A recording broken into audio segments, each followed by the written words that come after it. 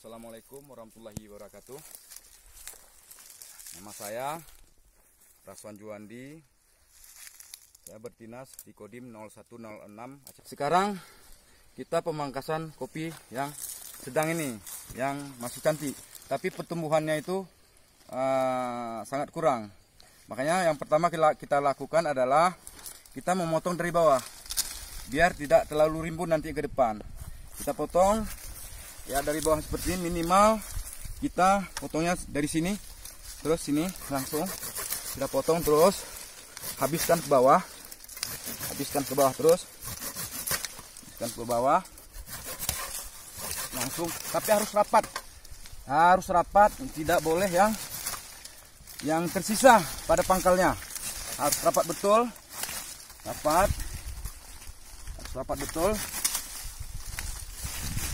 Untuk di sini ya gergaji memang harus tajam,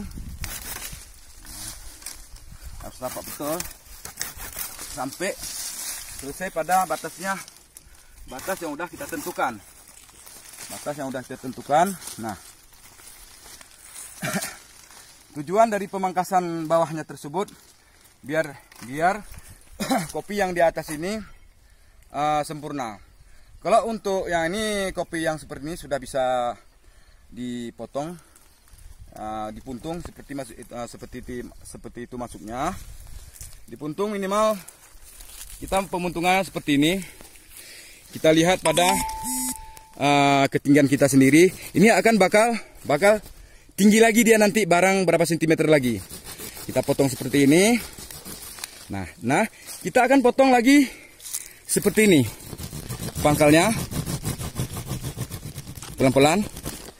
Supaya tidak ada, kalau sudah membesar nanti, biar kopi yang di sini tidak pecah, seperti itu kira-kira. Nah, untuk perawatan pada tanah tersebut, kalau ini tanahnya sudah bagus, cuman ini kekurangan nitrogen. Kalau kita lihat daripada daunnya seperti ini, kurang bangkit, dia kekurangan nitrogen atau urea, dan penguat akar yaitu fosfor. Jadi fosfor itu untuk penguat akar. Jadi maka disitulah kita akan kita buat pupuknya SS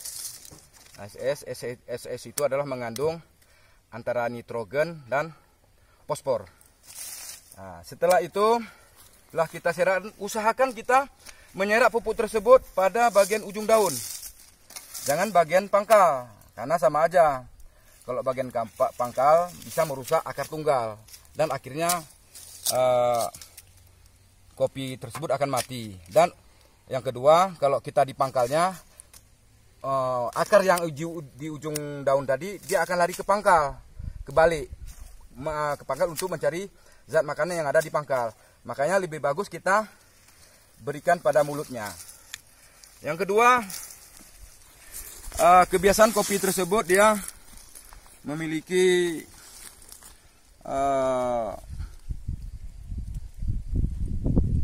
mulut daun. Jadi mulut daun itu bisa menghisap makanan melalui udara, yaitu nitrogen melalui udara, dan fosfor juga seperti itu melalui udara. Jadi kalau jam 11 sekarang, jadi mulut daun tersebut sudah tertutup. Jam 10 pagi dia mulut daun terbuka lebar penuh. Jam 11 sampai jam 4 itu dia mulut daun itu tertutup rapat. Jam setengah 5 mulut daun itu lebih kurang dia akan terbuka, tapi tidak semuanya, dia terbuka setengah. setelah pada malam hari, makanya kebiasaan tumbuh-tumbuhan mengeluarkan karbon. Jadi inilah cara perawatan kopinya. Terus karena situasi di pada lahan kita ini semak, maka nanti kita akan membabat rumput-rumput tersebut. Kita babat rumputnya ini karena tinggi.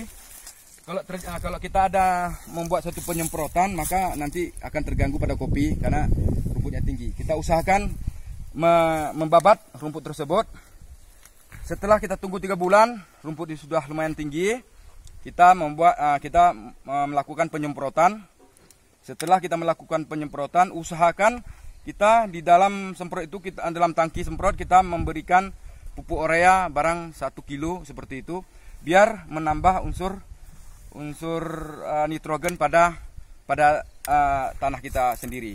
Kenapa harus kita membuat urea? Karena tanah yang kita ini sekarang di daerah tinggi ini tersebut, tanahnya rata-rata tanah kering. Jadi kalau tanah kering, kita mengusahakan kita membuat pupuknya urea. Kopi ini kita harus membuat lahan ini menjadi terang kembali. Kita setelah kita melakukan satu pemangkasan pada bawah, ini pemangkasan ringan namanya. Usahakan setelah nanti tunggu 3 bulan, kita melakukan suatu penyemprotan. Jadi penyemprotan itu kita usahakan